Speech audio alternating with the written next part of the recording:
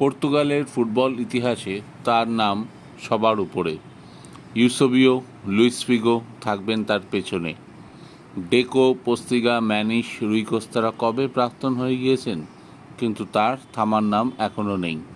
যার কথা বলছি তার ছবি দেখে বুঝতেই পারছেন। আরও বলবো তার আগে একটাই রিকোয়েস্ট, আমার চ্যানেলকে আরও বেশি করে লাইক এবং সাবস্ক্রাইব করে দিন।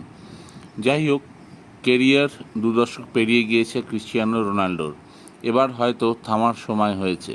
মুখে স্বীকার না করলেও জার্মানির মাঠে বুট পায়ে নামার আগে সেই ইঙ্গিত দিয়েছেন CR7, আর সেই কারণেই বারবার উল্লেখ করেছেন পর্তুগালকে চ্যাম্পিয়ন করার।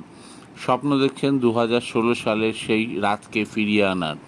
শরীরে রিফ্লেক্স আগের মতো নেই, গতি কমেছে, তাই শেষবারের মতো জান লড়িয়ে দিতে চান পর্তুগালের সবুজ মেরুন জার্সিতে। রোনাল্ডো ভক্তরা দেখছেন কাতার বিশ্বকাপে কিভাবে